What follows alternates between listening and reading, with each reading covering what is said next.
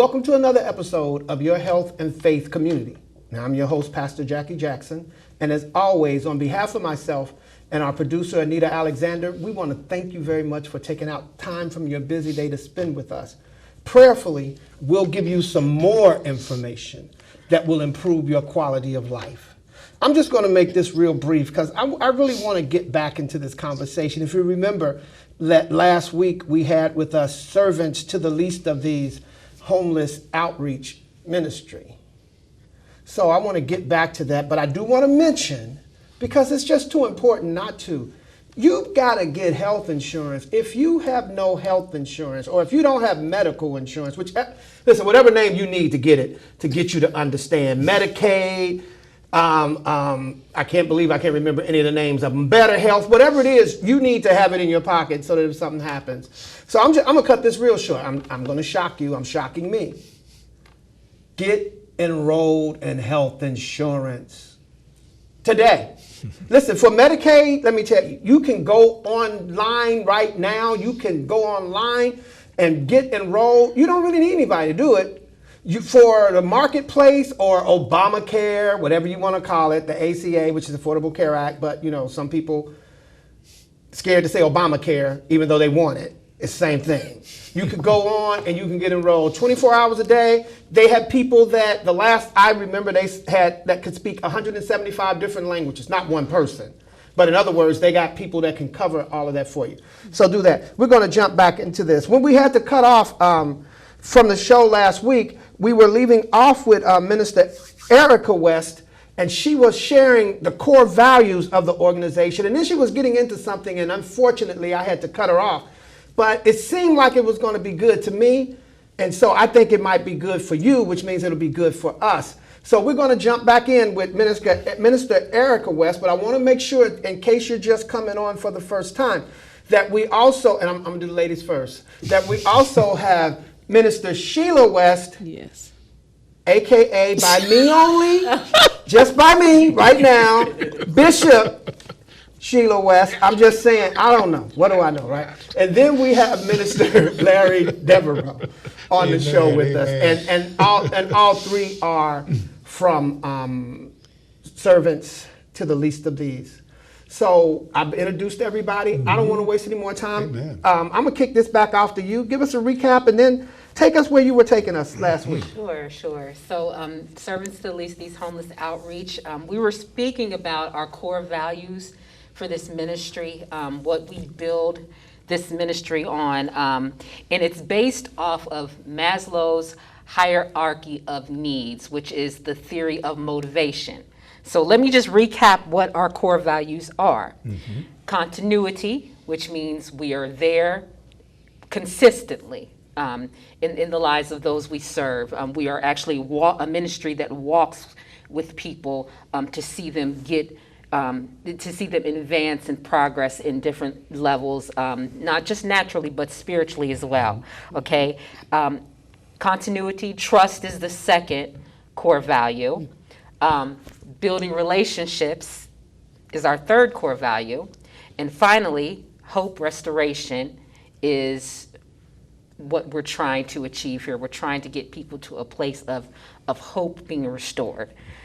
This is based off of Maslow's hierarchy of needs, the theory of motivation, which you guys might remember learning that in high school or college. yes. So this theory states that a person must have their physiological and safety needs met before they can be motivated to go to esteem and self-actualization, which is the highest levels of the chart.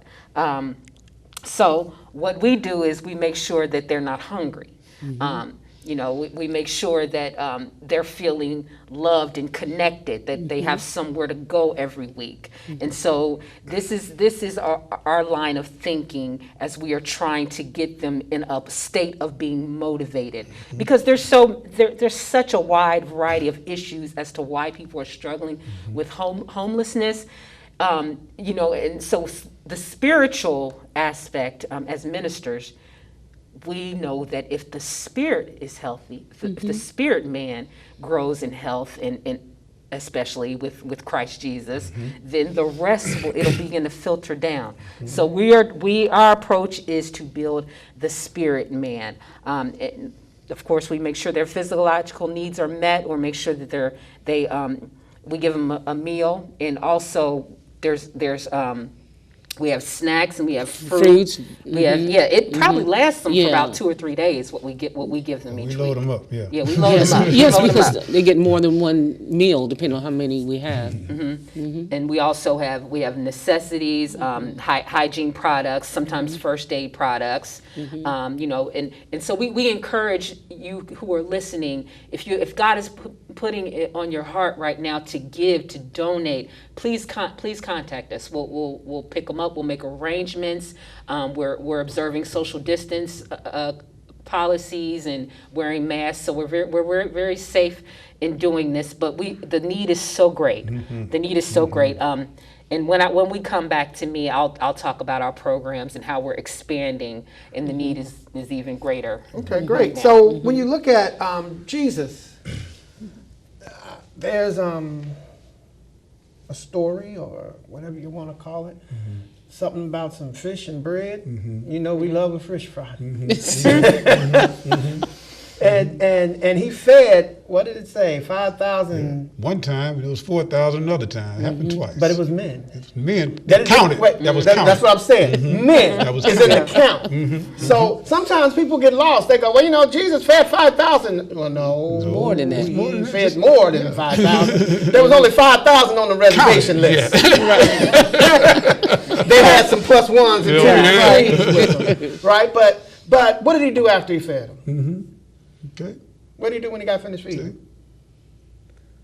Taught them. He did what? Now he was ready to pour into He them. poured into him. Yeah, he like taught you him. said, Taught you got to him. take care Of the of that essential. need. That's Yeah. right. You know, if you're hungry, it's hard to concentrate. Get your attention. Yes, sir. sometimes. It's hard to even, You know, Yes. and sometimes we get so holy that we think that, well, I'm talking about God, so that should be enough. What did Jesus say out in the wilderness? And a man shall not live by bread alone, but making by- it clear that bread It's needed. is essential. That's Right? Yes, So I needed. he said he don't live by bread alone. Yes, Now, you yes. need the word of But you God, need bread. but he You made need a that point bread. that You need that bread, too. you need some bread. Wonder bread, butternut bread, Butter- whatever it is, wheat you need some bread. bread. Cornbread. Gotta have some Water, cornbread. biscuits. Don't mean no different with it. All right, this show turned into something totally different. But on that, I love the fact that you're saying that it's meeting that need. Yeah. Oftentimes we just focus, and when I say just, I often hate to say it because it sounds bad, but sometimes we just figure if I sing Jesus on the main line and I go, God said this morning, shabba-dabba-doo, that ought to be enough. And then, but you got somebody sitting there hungry, Absolutely. or they're sitting there with the lights going out, talking about getting evicted. Their family is falling apart. And sometimes we fail to meet that physical need. And salvation makes us whole spiritually, but we still got work to do Yes. physically. And so that's what servants to the least of these is out there doing. Programming.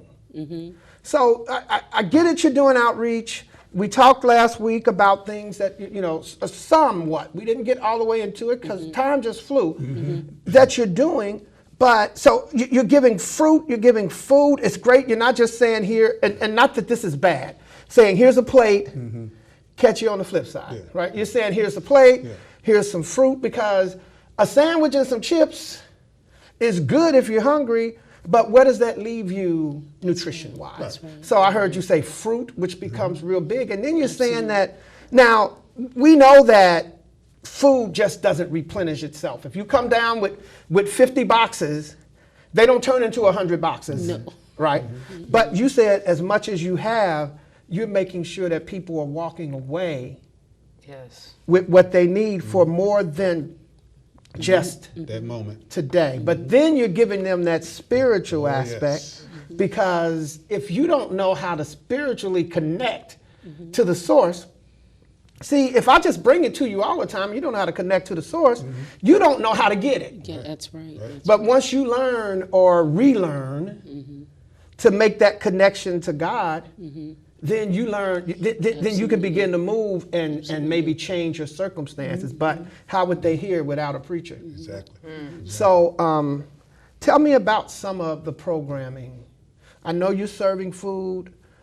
What are there other things that the ministry is doing? Oh, absolutely, absolutely. transition? I will continue on with what we were talking about in the last discussion, because again, outside of everything that was already spoken, we do follow up, and before all of that takes place, we prepared, and we have always been prepared to help them transition from a place of homelessness to housing. That's what we do in essence of all the other things that add up to that. So that they know, again, we down there to give the love of God. And the Bible teaches me, Jesus said, period, I will never leave you nor forsake you. So we don't just show up every week, which is what we do, but we also do follow up, or I call it follow through. Follow through. Yes. Like throwing a Yes. baseball Yes. or basketball or whatever, it's the follow through, because that shows them that we really, really, really do care. And we are more interested in getting you a place to stay than we are something to eat. So you have resources, or you can refer. Do referrals for housing?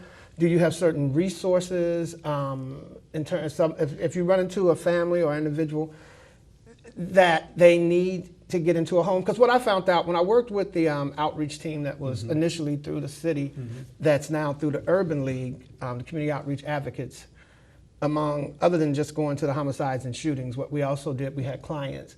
And sometimes with the clients we work with, they would come in and go, I need a job. Well, through our assessment, we realized you do need a job at some point, but you're not ready for a job right now. You need to get clean. Right. You need to do this or that. So do you have resources? Do you have people you can refer to?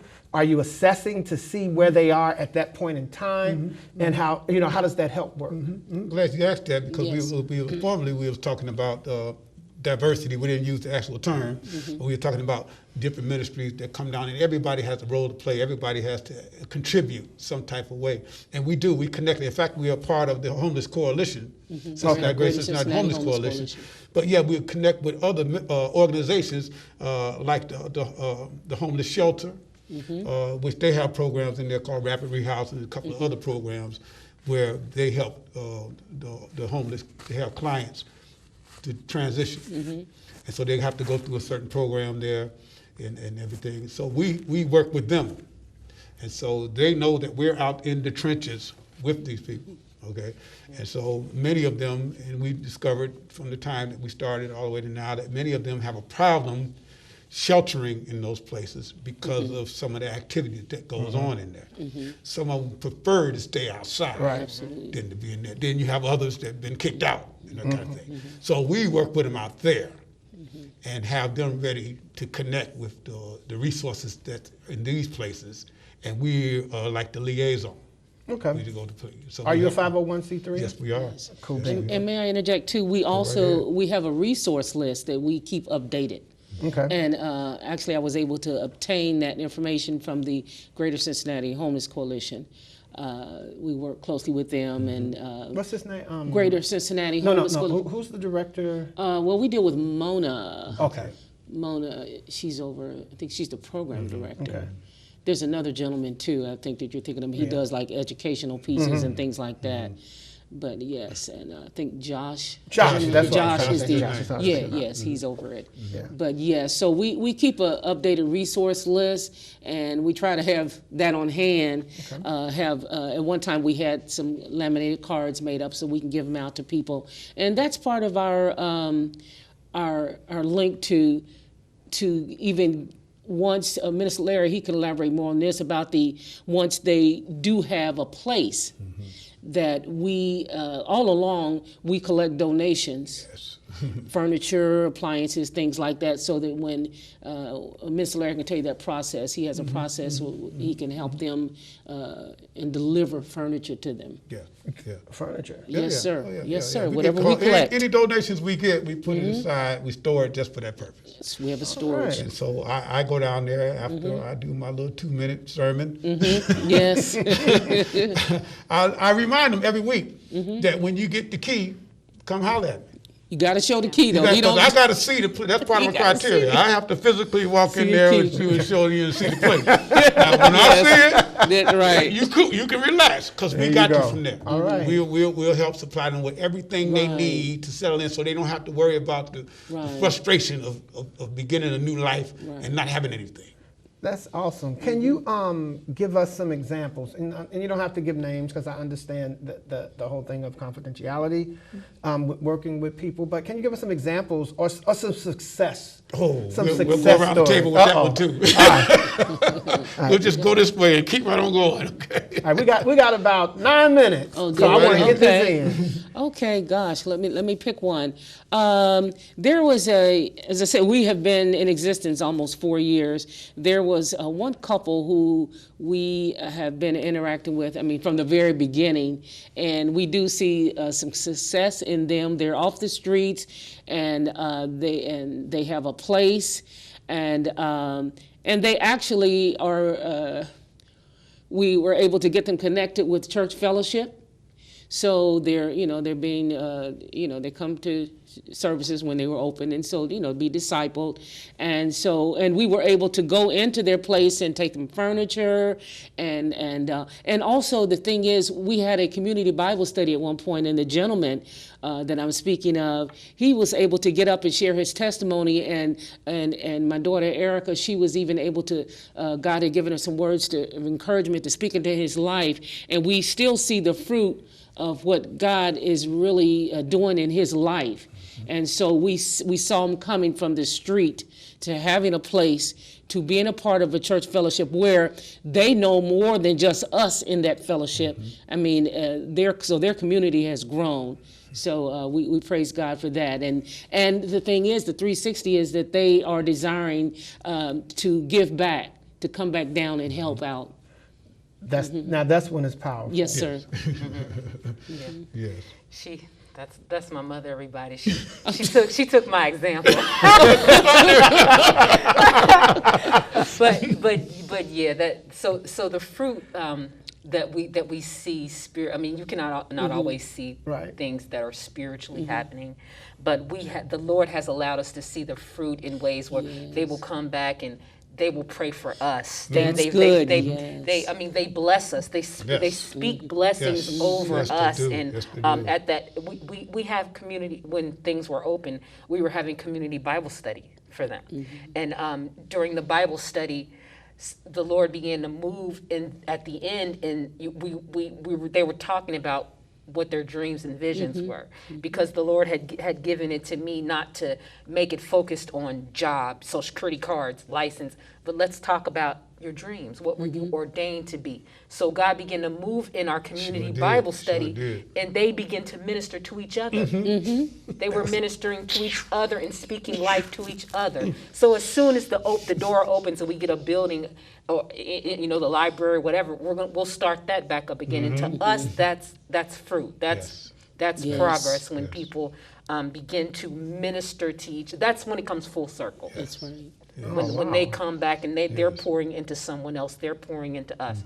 So That's powerful. Let me just. Did you say when we get a building? There you go. Okay, so Minister Erica, that's future Bishop Your daughter. Sheila West's daughter. She said when we get a building. Now I'm going to say this because somebody, Jesus. either it's you or somebody you know, has a building that you ain't doing nothing with, and you need to go ahead on, Oh, Jesus. reach out, call up servants to the least of these, and say, I got a building. But listen, it don't do any good if you just get a building and walk away. So I'm going to speak this to you.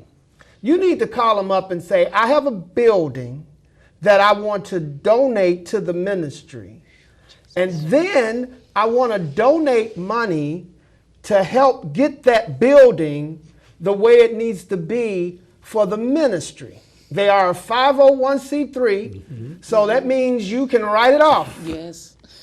But I don't know who you are, and I have never done it like this before, so I don't even know why I'm doing it this way, but I'm speaking to you.